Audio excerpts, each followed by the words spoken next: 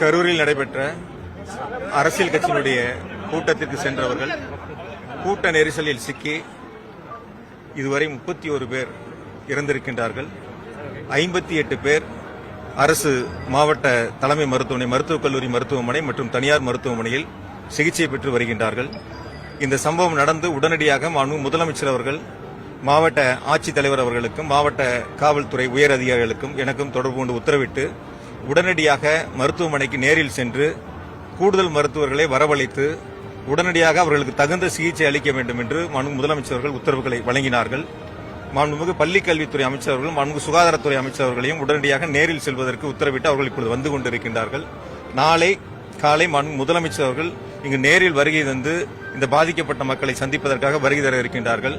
எனவே இப்பொழுது இருப்பது 42 பேர், 46 பேர் தனியார் மருத்துவமனையிலும் 12 பேர் மாவட்ட மருத்துவக் கல்லூரி மருத்துவமனையில் சிகிச்சை பெற்று வருகின்றார்கள்.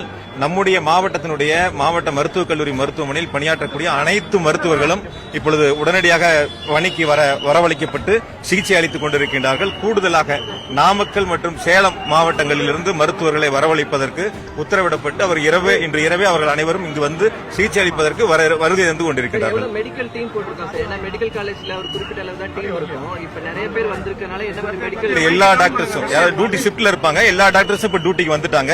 கூடுதலா நாமக்கல் மற்றும் சேலத்திலிருந்து கூடுதல் மருத்துவர்கள் இப்ப வந்துகிட்டு இருக்காங்க. தேவையான அளவுக்கு மருத்துவ மாத்திரைகள் உபகரணங்கள் எல்லாமே இருக்கு. மருத்துவர்களும் இருக்காங்க. பாதிக்கப்பட்டவங்களுக்கு தகுந்த சிகிச்சை மிக வேகமாக வழங்கப்பட்டு வருகின்றன. தனியார் மருத்துவமனையில சிகிச்சை பெற்றுட்டு இருக்காங்க. அவங்களை எப்படி கண்காணிக்கிறதுக்கு இப்ப நான் தனியார் மருத்துவமனைக்கு நாங்களே போய் நேரில் பார்த்தோம். அங்க டாக்டரையும் சந்திச்சு அங்க இருக்க மருத்துவர்களும் சிகிச்சை அளிச்சுட்டு இருக்காங்க. அவங்களையும் பார்த்து அவங்ககிட்ட சொல்லிட்டு வந்திருக்கோம். எந்த சிகிச்சைகள் இருந்தாலும் சரி தனியார் மருத்துவமனை அனுமதிக்கப்பட்டவங்களுக்கு அவங்ககிட்ட எதுவும் கட்டணம்லாம் வாங்காதீங்க, நாங்க பாத்துக்கிறோம்னு சொல்லியிருக்கிறோம். இந்த தகுந்த சிகிச்சை கொடுத்துட்டு இருக்காங்க. உயர் சிகிச்சை தான் கொடுக்குறாங்க.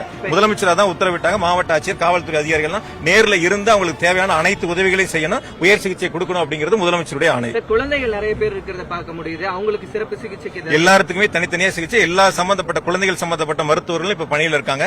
முழுவதுமா மருத்துவக் கல்லூரி சேர்ந்திருக்கக்கூடிய அனைத்து மருத்துவர்களும் இப்ப பணிக்கு திரும்பி இருக்காங்க, சிகிச்சையில இருக்காங்க. இப்ப இருக்காங்க. மொத்தம் 31 பேர் இருந்திருக்காங்க சார். அதுல கொஞ்சம் குழந்தைகளும் இருக்காங்க, பெண்கள் இருக்காங்க. அதனால இப்ப அது சம்பந்தம் இப்ப பாத்துட்டு இருக்கோம். ஏன்னா தொடர்ந்து இப்ப சிகிச்சை கொடுத்துட்டு இருக்காங்க.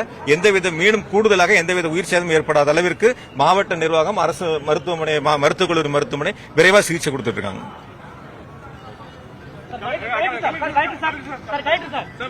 இதை பத்தி என்ன விசாரணை குழு என்ன பண்ணிருக்கீங்க? எதனால என்ன பண்ணி நாளைக்கு